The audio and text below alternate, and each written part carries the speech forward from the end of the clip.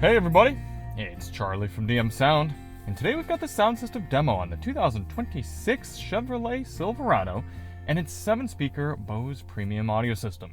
This is going to be an in-depth review. We're going to take a look at how the infotainment system works, take a look at audio inputs, adjustments, controls, speaker locations. We're going to test out the 5.1 capabilities, and then we're going to head out on the road and listen to these sample tracks while we're rolling, and I'll give you my thoughts at the end.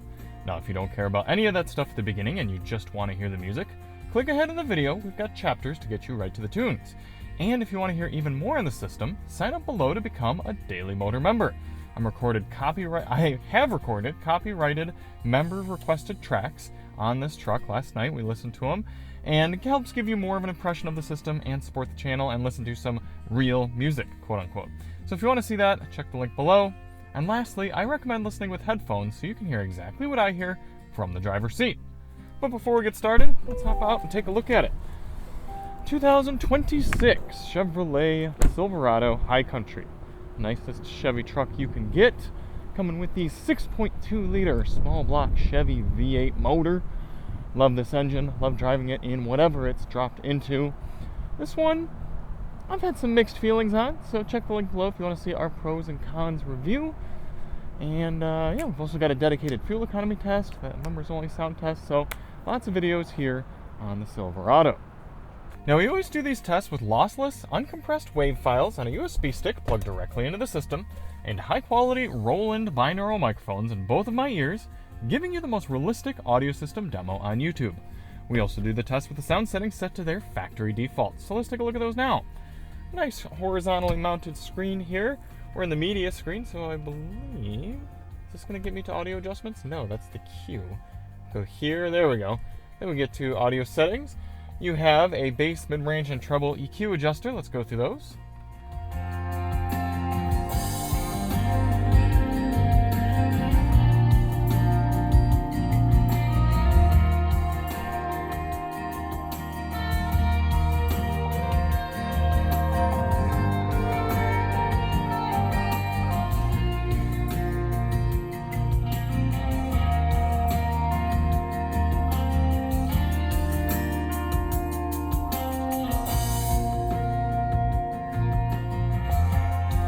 The widest range of adjustability there, but at least we've got the 3-band equalizer. Also a little bit tough to grab onto those little bars and move them around. If I were driving, bouncing on the road, it would be difficult to do that, but you have them nonetheless. Below that, you have front, rear, left, right, fader, and balance adjustments, and that's actually it for audio adjustments. Nothing more other than that. I assume we have some degree of Bose audio pilot where the music gets louder to compensate for wind engine and road noise, but nothing indicating that there in the settings, unless... Maybe I have to dig into these settings. Let me see. Settings. Sounds? No, that's those two things. Although it does have a maximum startup volume limit. I like that. So that if you get in the car in the morning after jamming out at night, your music's not going to be blasting. But I don't see any other audio adjustments. Audio controls here in the Silverado. You have a volume knob right here. I'm glad that we at least have a volume knob, and it's got a little bit of rubberized material on the outside, so it's fairly easy to grab, but it's not very large, so if you had gloves on or something like that, it might be kind of hard to turn. It's also very far from the passenger, who I think would benefit from it more, because the driver has volume adjustments on the back right of the steering wheel. For track selection, no physical controls here for that, so you got to be in the proper menu in order to change your tracks. But the driver, again, does have track control on the back left of the steering wheel. For audio inputs in the Silverado, you have AM, FM, Sirius XM satellite radio. Let's confirm that we have HD radio support. I'm not seeing HD radio pop up, so that's a little surprising, a little unfortunate. No? Okay. So no HD radio that I know of. Bluetooth support for wired and wireless Apple CarPlay and Android Auto. And then this is an Android automotive-based system, so you can install more apps from the Play Store, like Amazon Music, Tidal, probably Apple Music as well, Spotify, anything you might want there. So, oh, and we also have a USB-A port and a USB-C port for data. What does that mean you're missing? Well, like I said, no HD radio, no 3.5mm auxiliary input jack. But other than that, I think we've got just about everything you're going to want. Speaker locations. Now, as I said, this is only a 7-speaker system. The Denali Ultimate Sierra gets more speakers, But this one we're just working with 7. So you've got sort of a door, mid-ranger woofer there, 1, tweeter up top, 2. I think there might be a degree of mid-range up there, kind of lower tweeters, if you will. 2, 3, 4, 5 subwoofer right here in the center, and then 6, 7 in the rear doors. Now before we get on the road, let's just see how the system handles 5.1 audio. Let's go songs. Use the immersiveaudioalbum.com surround test track. Left, center, right, left surround, right surround, LFE. Okay, so no 5.1 support, no surprise there, but it does downmix properly to 2-channel stereo. So if you're listening to more complex music that's recorded in 5.1, it should sound just fine here in the Silverado. And with that, let's get on the road.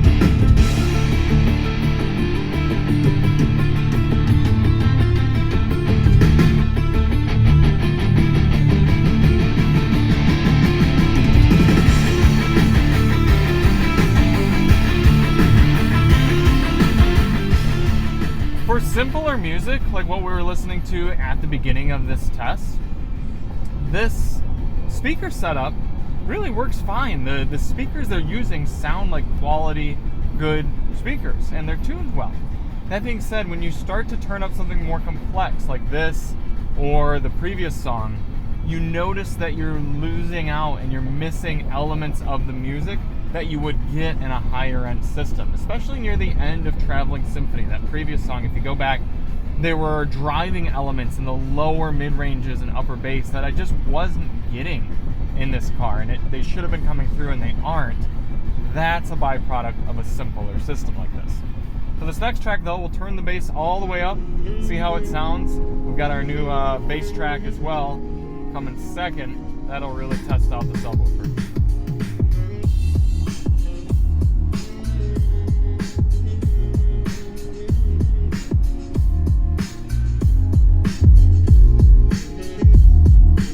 Alright, so getting some vibration.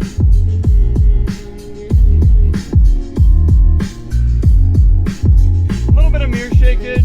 It's not a great bellowing bass experience, but it's tight because the subwoofer is so close.